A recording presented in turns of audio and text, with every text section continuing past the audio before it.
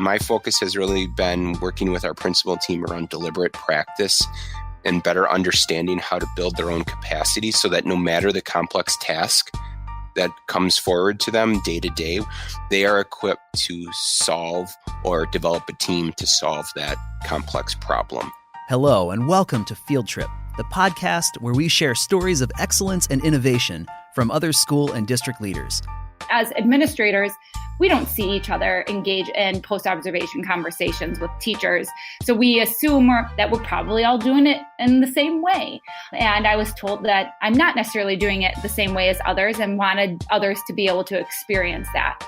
From HR to curriculum and instruction, from the central office to the principal's office, we look at how education leaders around the country are providing a better environment for teachers and staff and a better education for students. From Frontline Education, you're listening to Field Trip.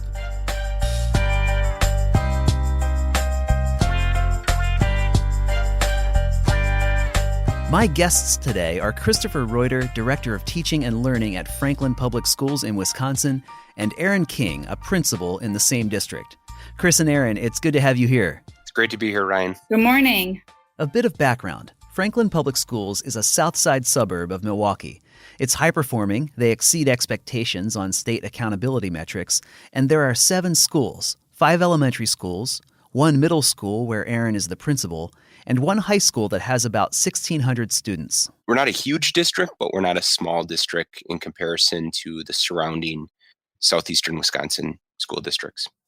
As the Director of Teaching and Learning, what is your job, Chris? What is most important on your plate when you walk into work every day? Well, at the end of the day, it's teaching and learning, right? It's right in the title. It's about, my job is to help build the capacity of the people in our organization so that every day we are delivering quality instruction to meet the needs of all students that walk through all 7 of those buildings for not only the present tense that we're in with them, but the future, so that they're college and career ready and they're successful beyond Franklin High School after 12th grade. Franklin Public Schools has been on a journey toward higher educator effectiveness for a number of years now.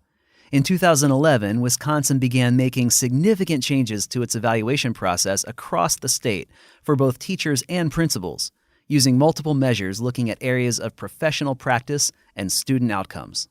Franklin was one of the first districts at the table to work through some of those discussions. Our now superintendent, who at the time was our director of HR, Dr. Judy Miller, she worked at the state level on the evaluation framework through some committee work and brought that work back to Franklin Public Schools. At the time, I believe I was a first-year assistant principal at the middle school, and we heard this term SLO, and we didn't really know what that meant. The district had been using the Danielson framework for teaching for 10 to 15 years already.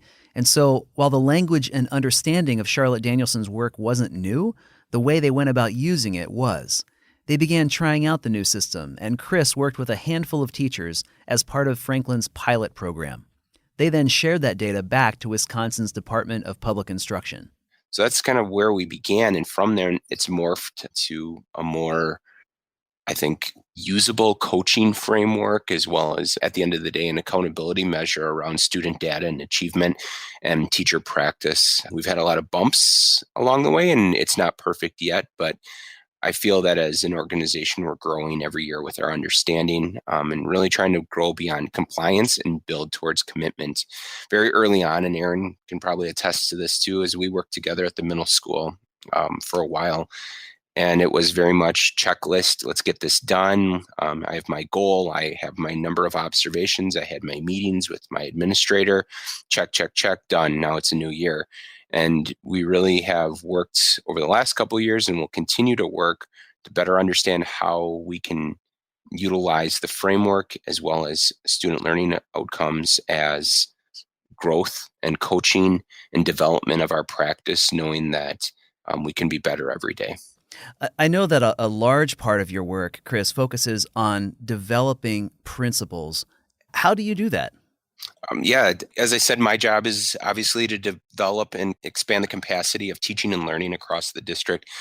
And I think the principalship, at least in the state of Wisconsin right now, is the hardest job in public education. They're pulled in every direction. You just open up any newspaper or go to any website that has news or social media, and you see the many things that happen daily in our schools, and it's the principal who's got to carry that load as well as connect the ever moving parts together to make sure that everyone's moving forward. So my job in developing principles is through exposure to new learning and understanding, but then also the application of how they're going to take that learning and come up against obstacles and barriers and overcome them. So it's really easy to say, let's go to a conference on PBIS, or let's go to a conference on personalized learning. Those are just things or strategies to get to teaching and learning. My focus has really been working with our principal team around deliberate practice and better understanding how to build their own capacity so that no matter the complex task that comes forward to them day to day, whether it's a curriculum issue, whether it's a student issue, they are equipped to solve or develop a team to solve that complex problem, versus being reactive and saying, well, we'll go to a conference and learn something and then hope it works in our buildings, but really being analytical and strategic thinkers so that they can bring coherence to their building daily. So it is focused on children and teaching and learning. And we're about to speak with Erin, who, as you said, is one of your principals there at Franklin. Erin, how long have you been in your role as a principal? This is my second year as the building principal, and I was the associate principal for the 3 years prior to that in the same building here at Forest Park. And what is your building like? So our building is currently 7th and 8th grade students only. We have 721 students, so we have about 360 at each grade level. We are a house system, meaning that we have 4 core teachers that rally around about 120 students in order to make it more of a community within this level building. Our students have math and literacy, science and social studies, and then quite a lot of opportunities within the exploratories around tech ed, family consumer science, business, along with PE and musics. And our students come every day and they are ready to go, and our teaching staff is up to that task on a daily basis. As you heard, I was just asking Chris about what it looks like to develop principles. What does that look like from your end as you have grown in your own role? What would you say have been the most helpful things for you that have helped you reach your goals? I would say the most helpful has been, there's 2 things that come to mind. The first is our administrative team. We come together regularly. And last year specifically, we focused a lot on our own learning as principals and administrators and what that looks like, and had a lot of professional conversations and engaged in book studies in order to deepen our own understanding and have those conversations with each other to make sure we're working within a system and growing within a system. And the second part is really the observation process for myself. Last year was, I think, more formalized, where the director team all came and conducted observations of me leading within this building, having conversations with teachers. And then the most powerful growth moments were in those post-observation conversations with my directors, where they really posed questions and challenged my thinking, my mindset, the way I go about the job, and helped me to reflect throughout that process. And of course, you now work with teachers to help them examine their own practice. And I know that you've been working to model a different way of approaching supervision and teacher evaluations. What have you been doing on that front? Well, it started last year, where my PPG was really around learning-focused conversations with individuals, which is why I asked the director team to come and observe me during post-observation conversations with teachers. I really had a big aha moment during my own observation cycle that I wasn't providing timely feedback because I was trying to have everything look perfect, have it all done, tied up in a bow with my feedback entered into it, and I was waiting too long to have those conversations with teachers and focus too much on maybe that one observation period versus instructional practice overall. How do evaluations look different at Franklin today than what people might have been used to a decade or 2 ago? It is more evidence-based, where we are really looking at what is happening with students. I think we are focused far more on what students are doing versus what the teacher is doing. And I think a decade ago, all of the evidence in the conversation would have really revolved around the teacher and the moves that they're making as the teacher and the instruction that they are saying versus how and what the impact is on students. So we're shifting the focus of the conversation to the impact that we're making, because that's the ultimate goal. Let's talk about what the observation process looks like and how these conversations go. What do you do before, during, and then after an observation? We meet with each teacher before the observation happens. We, meaning my assistant principal and I, we both follow the same process. That I'll meet with a teacher prior to the observation and I ask them, so tell me what I'm going to see third hour. And they walk me through what I might see. If they don't focus in on what the students will be doing, because that is a shift, they talk a lot about what they will be doing. I ask them explicitly, what will I see and hear kids doing?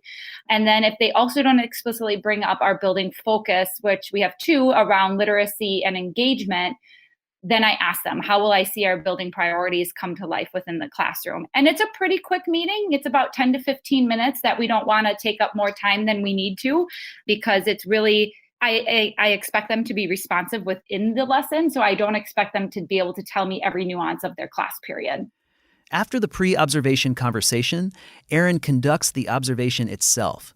And she does record evidence using Frontline Professional Growth, the system that Franklin Public Schools uses to manage their evaluation process. But that has even evolved to trying to take a step back and look at the whole structure of the class period, what the majority of students are doing, what the feel of it is happening within the classroom versus Johnny stopped and tied his shoe. Like, that makes no impact. It does not matter. So looking at those high leverage pieces of evidence within the class period. And then Erin asks the teacher to meet with her right away the next day, even if she hasn't yet cleaned up her evidence statements or entered feedback into the system, and even if the teacher hasn't had a chance to log their own reflection. And I'm okay with that, because the power is in the conversation. And so I just have out the one sheet of paper where I wrote notes down about their pre-observation. And then we have a post-observation conversation. And we did some learning around learning focused conversation, one of Charlotte Danielson's books, and really open-ended questions, and start with, so thinking back to third hour yesterday, what comes to mind?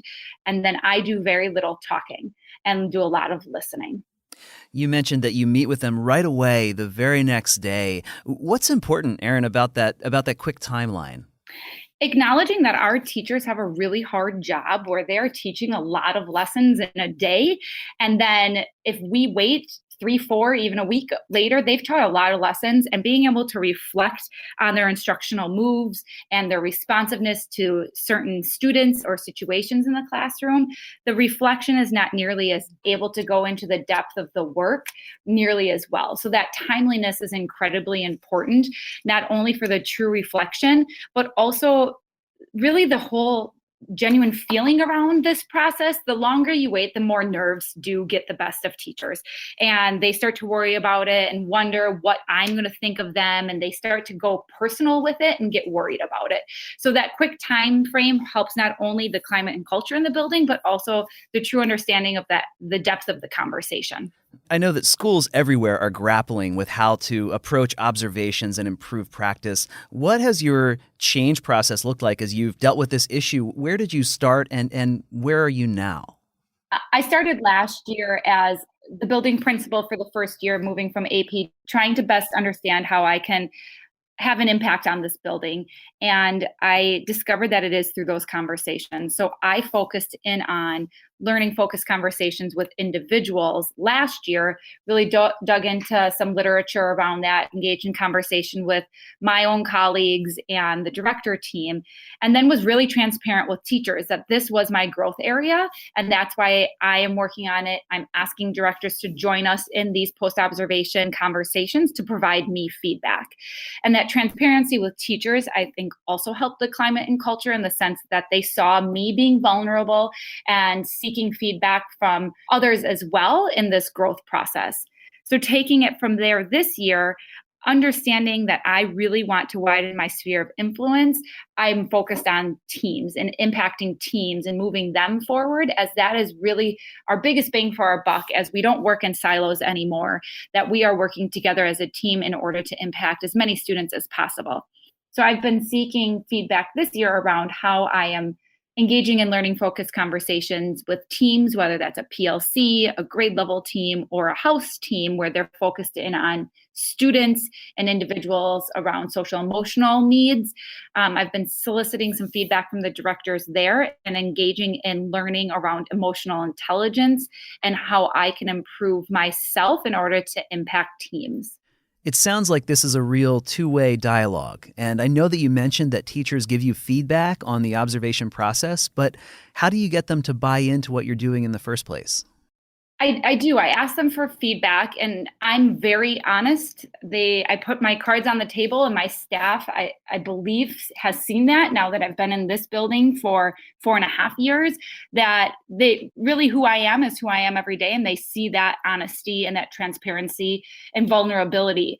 And they've seen it at a different level with engaging in getting pretty honest feedback from the director team at my post-observation conversations or during the team meetings, where there are directors there and they are there for me and not for others. And even and just seeing that and experiencing it, they see that I am learning and growing as well, which has been part of the feedback that teachers have given me, that they really appreciate, that they see that I'm learning and that I'm growing and that I'm dedicated to that process, which is very similar to the process that they're going through. How do you set the tone for a productive conversation as you observe teachers and then have these conversations? How do you do it in such a way that they then receive and act upon that feedback? And also, how do you make sure that the conversation is two-way and not just top-down? By listening. I pose open-ended questions and then I listen. And really, it's been hard for me to have extra long wait time, but if I really have the wait time, they will fill the silence and they will continue to talk. And the power in that listening and them talking is I'm able to have insights into their thoughts and how they are approaching their instruction and how they're approaching students and gaining information around their mindsets in order to really find high leverage entry points to be able to continue to move them forward. I know that lately you've been spreading the knowledge that you've been able to gain and actually modeling some of these observations in front of other administrators. Talk to me more about that. How did that begin? I think it began by my director team coming to me, probably Chris, coming and saying, hey, we've seen you engage in this practice with teachers, because as administrators, we don't see each other engage in post-observation conversations with teachers. So we assume that we're probably all doing it in the same way. And I was told that I'm not necessarily doing it the same way as others and wanted others to be able to experience that. So Chris approached me and to see if I would be willing to model or have a fishbowl where I'd model a post-observation conversation in front of the other administrators. And now my phone's ringing. No, take your time. That's fine. We often think that we might do things similar, even though the way that we go about the work might be different. And I think that was the case with our learning focused conversations and the way that we, Jake and I here at Forest Park, were engaging in those conversations. So I approached a teacher that I have complete faith and trust in, that is a real growth mindseted professional, and asked her if she would be willing to engage in this fishbowl and put herself out there, be vulnerable along with me, and model a post-observation conversation. And she was willing to do that. So we engaged in the pre-observation conversation on a Tuesday, or I think it was a Monday. Then I observed her on Tuesday, and on Wednesday, she went with me up to the high school where our administrative meeting was, and we engaged in the post-observation conversation in front of all of the other principals and directors and superintendent within the district. Was that at all nerve-wracking, either for you or for the teacher? Oh, yeah, for both of us.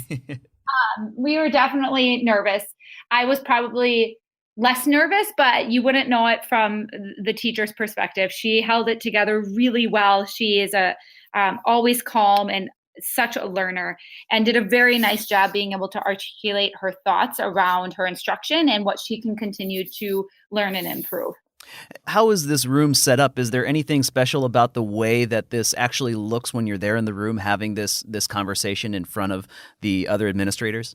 We were in the middle of the room with tables around us in a U shape. But I think that the most important thing was I had a document camera that was displaying my notes from the pre-observation conversation, and then the notes that I took along the way during the post-observation conversation. which we then referenced during our debrief when we were done with our conversation, as the other principals were asking, what were the notes you were writing and how did you circle to this feedback? And did you know what you wanted her to learn and where it was going to end? We were able to reference those notes throughout that debrief. Have you done more of these? What does that look like now? We have not done more of those at this time. I do anticipate that we would continue to do this type of learning because I feel that it was incredibly valuable. We had some positive feedback from the other principals and directors. Can you tell me a little bit about that feedback? What sort of things did you hear from people who were watching you? Chris might have more insight into that, but they were grateful to hear how the conversation flowed, to start with some compliments around the teacher and what I saw specifically within the classroom in order to set the stage of calm and comfortable and that this wasn't a gotcha. And then really the open-ended questions and talking through which sentence stems I might utilize or how I might go about the process, and then how to interweave our building focus with making it authentic and not just planting it in there because we need to talk about it. And then it becomes very compliance-based. Chris, do you have any insight? Yeah, I was wondering when you're going to let me talk.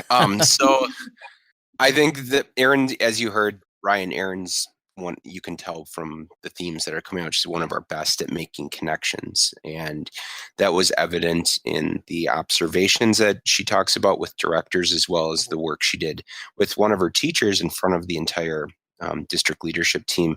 She's really good at being very clear on how that observation relates back to the own professional growth of the teacher around their professional practice goal, and how it relates back to the teacher's SLO as well as the building SLO, and then makes those connections for the teacher, but also asks the questions that puts it back on the teacher to make the connections themselves. And I think that's really the focus that we're trying to move forward with in Franklin around learning focused conversations, rather than it being an administrator or a supervisor coming in and rescuing and saying, this is what you should do, this is what you need to do. It's guiding that conversation so that the teacher is able to say, man, if I would have done a small group at this time, I would have had more formative data to guide my future instruction. I think something I need is some coaching around that, or I need further feedback from you as my administrator. So we really are trying to shift that focus from, just like in the classroom, we want kids to be their own problem solvers and utilize their resources and support as needed with scaffolds. We want to do the same with teachers. So we're not just coming in and saving the day or sharing advice after the fact when the lesson's already done. That's great. Apart from the actual observation that happens in these fishbowls, what conversations do you have with the people who are there to watch, either before or after the observation itself, or before or after the conversation itself? I can share from a system standpoint, since Erin engaged in this work and modeled this in front of our admin team, I've observed 3-4 principals since then in the same venue. So it's caught on that, hey, I look at the work that Erin's done over the last year and how that's developed her and the feedback she's received. Myself and I know 2 other directors have all observed at least 2 to 3 principals in the same venue and providing feedback, which we as a director team meet every Monday. And one of our standing agenda items is to calibrate around our observation of principals and share what we saw, and talking about the post-observation conversation, where that went. We're trying to model and do what Erin does with her teachers with our principals as well, whether it be one-on-one or in smaller groups. And Chris told me that other administrators hadn't done fishbowl observations with the whole group like this, but he will work with principals individually as they have these post-observation conversations. So I might go over to one of our elementary schools, observe an elementary principal having a learning focused conversation with their teacher post-observation. So it's not the whole group, but the more one-on-one, kind of like the work that Erin did last year leading up to where she's at now. Are you using this as a way to model observations and train other administrators as well? We're trying. We're trying to show that, again, it's about the ongoing conversation and not the event. Here's a fairly broad question for both of you, Chris and Erin, and you can choose how you'd like to answer it. What would you say are the most important things you've learned, whether it's in how administrators perform observations and have these professional conversations with teachers, or just in general, as you've been on this journey toward higher educator effectiveness? Are there particular things that have really come up and made you say, that was a missing piece that we've been able to put into place as a result of what we've learned over the past few years? I think from a systems approach and this happens with anything because it's safe and easy at the end of the day, we got too focused on structure to start when we engaged in this journey of educator effectiveness. It was more about the forms and timelines and dates than it was about the practice, the strategies, the belief. So that would be something that it's hard. That's the hard work, that there's not a clear linear path. The structural path is very easy to accomplish and feel a sense of gratitude and accomplishment. However, that has the lowest impact. It's those structures, standards, and strategies that have the greatest impact. The strategies, self, and standards. That's great. Erin, any thoughts from you? I think my biggest takeaway is that people do want to learn and they want to grow, that they signed up to be an educator because they believe in the best of kids and they want to get better. And when our system, like Chris was saying, gets too bogged down in compliance and forms and any sort of online documentation program that we use, no matter what the platform is, and if that's where we focus, that's where teachers focus. And if we model learning and growing and open conversations that doesn't have some big brother ending point to it that they think is coming, people want to grow, and teachers are doing this work for the right reasons, that we just need to model that and continue the growth efforts. The question that comes to my mind immediately after hearing this is, how do both of you, as you supervise people, teachers and principals, how do you maintain this level of excitement for learning and wanting to have these conversations that are all about education? And how do you balance that with being someone's boss or someone's supervisor? I'll let Erin go first since I'm her supervisor, because I like to hear the answer to that one. This feels like a gotcha. The question is leading towards relationships. Yep. And trust and understanding and reminding each other that we choose to do this work. Nobody is forcing anybody to come to this building every day. You choose, I choose to come and work with middle school students, and we want the best for them. And our world continues to change and continues to evolve. We are not unique in that. In education, you look at any other business or platform out there, it's going to continue to change. And we are great at change, and reminding people of that's why we're here and that we choose to come and building relationships with people. So when you have open, honest conversations, you're able to do that and not end up leaving here worried about your job or thinking somebody is going to be watching you and being really nervous and upset about that it really is relationships. And those take a long time to form if they're going to be really good relationships and not based on anything but trust. I would echo everything. The foundation of a good education system is relationships. We all got into education for public service because we had a relationship at a school, an experience during our school time that changed us or put us on a course of action that was positive, and we wanted to give back. And we choose to come and do this job every day to work with kids. They're our product, they're our customer, they're everything. So you have to keep coming back to why we come to work. And it's about kids, and it's about the relationships we build with them every day, whether they're good or bad.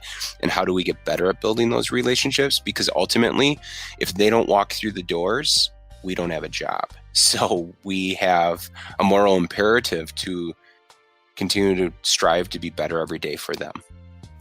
Chris Reuter and Erin King are on the line with us from Franklin Public Schools in Wisconsin. Chris and Erin, thank you both again for your time today. You're welcome, Ryan. Thank you. You're welcome.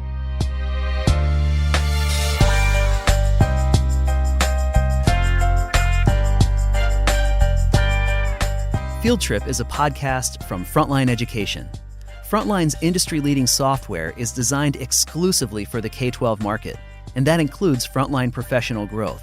a holistic solution to help educators manage the entire educator growth cycle in one system, including employee evaluations and professional learning, and provide tools for educators to collaborate online. For more information, visit frontlineeducation.com/fieldtrippodcast. For Frontline Education, I'm Ryan Estes. Thanks for listening and have a great day.